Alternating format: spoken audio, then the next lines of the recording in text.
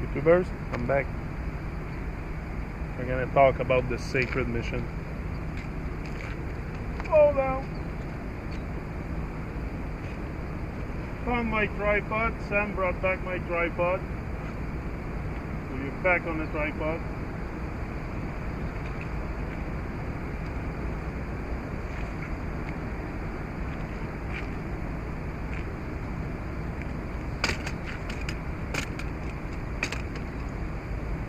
Let me install myself.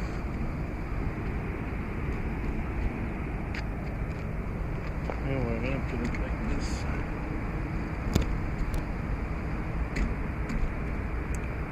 Oh, that's good. Should see me good like this. Maybe a bit too high. So you can see the speaker. Come on. Okay, so the sacred mission. Where I was with this. Kind of hot here. Whew. The humus. I think I talked about that. I think I was at the 12 letter. Yeah, I think I was at the 12th letter. We're gonna go with this. So when there is drought, the resistance of the earth increases. The electric currents slow down. The plants accomplish less.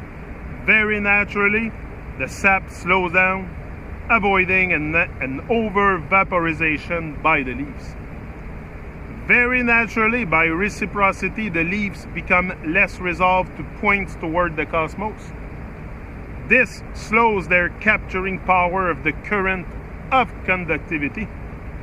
If the drought continues, the plant must slow down even more and drop its points by dropping its leaf voluntarily.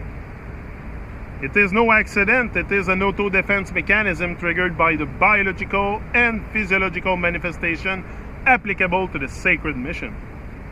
To overcome the drought, man sometimes supplies water by irrigating. This causes other disorders to occur. You have seen this happen yourself.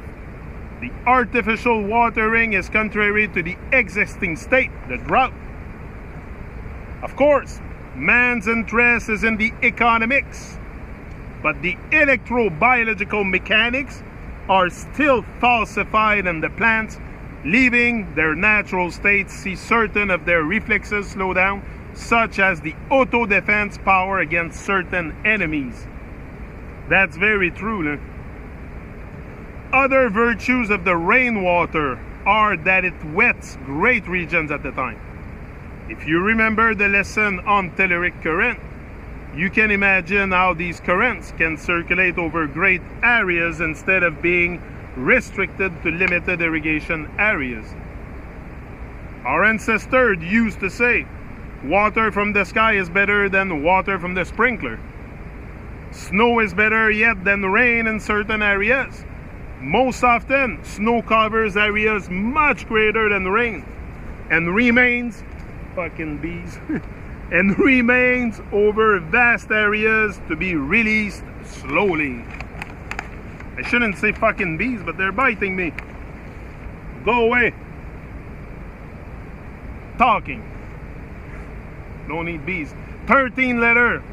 A letter that will be one of the most important. This letter is of prime importance. It gives the key to certain natural manifestations that are still mysterious to many. My little discovery will please you. It is proper that I first define electrolysis. The French Larousse dictionary gives this definition. Go away. A chemical decomposition of certain substance in fusion or in solution by the passage of an electric current. Our interest here is to know that water rendered conductive of electricity by certain elements in solution is reacted into oxygen and hydrogen. Atomic separation done at the passage of an electric current. In the soil, water is always conductive of electricity and allows all the plants on earth to accomplish their role. They conduct to the earth through their leaves, trunk, and roots the electric currents of conduction. The end result is electrolysis, a reaction and release of oxygen and hydrogen. The plants generate new oxygen, the imminent source of life. Correlative, this newborn oxygen permits the infinitely small living aerobic animals to live and play their role of cook of nature. Everywhere the oxygen is produced, often deep down.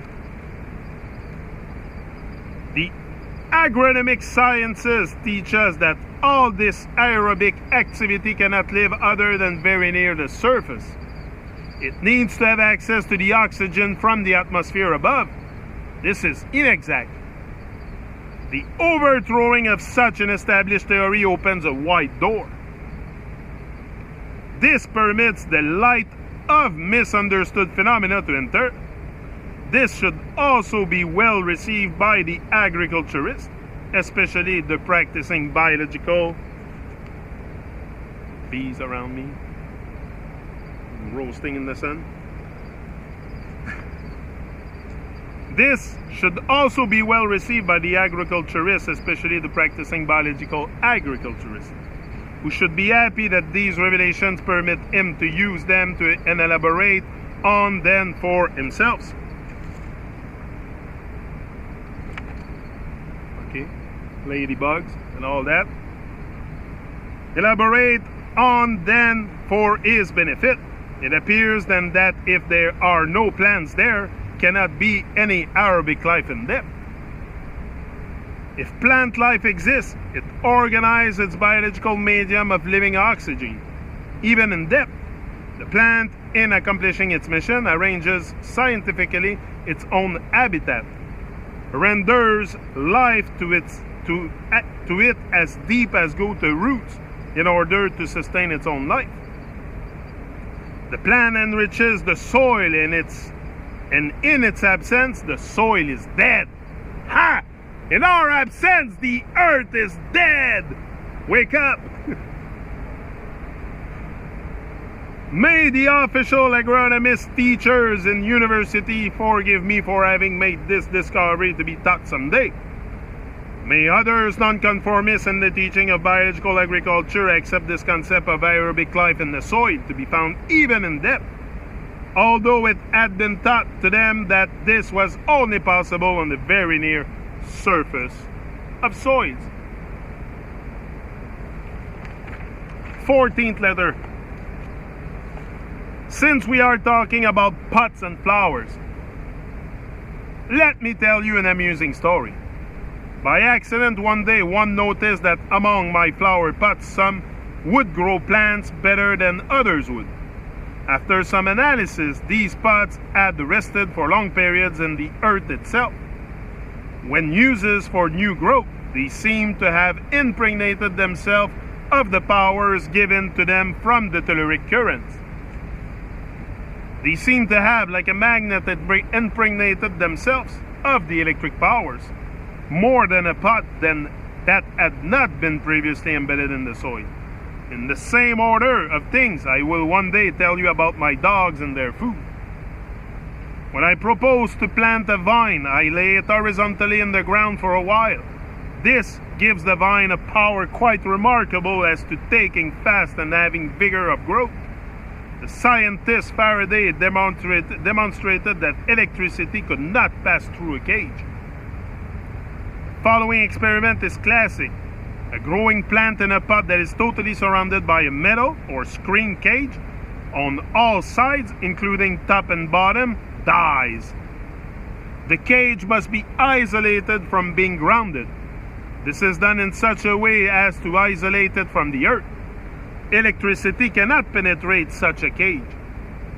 If such a situation allows a plant to die, in order to survive, that plant needs the atmospheric electric currents of conduction to allow it to accomplish its mission for the right to life. Being deprived of both the currents from the sky and the telluric currents, it cannot survive. There is no flow of electricity through its body. There is no difference of potential between its upper part and its lower part. Therefore, there is no electric osmotic effect, and the sap cannot rise. Therefore, a slow death occurs. This is the same situation as the tree that died because of the experiment I told you about in a previous letter. In addition, this plant that died for the same reason as the houses mentioned had dried, such as was mentioned in the previous letter. In this case, the law of nature for life to survive was not in effect. Do not hesitate to try experiments yourself and you will be convinced. From now on, you will look at nature in a very different way. Before, you used to see it without seeing it. You crossed gardens, forests, prairies, and saw charm, harmony, and color contrast.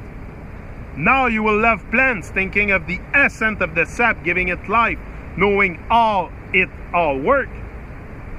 Whether if be a blue sky or a stormy day, you will remember currents of convection falling from the sky like an invisible rain, and you will see points everywhere.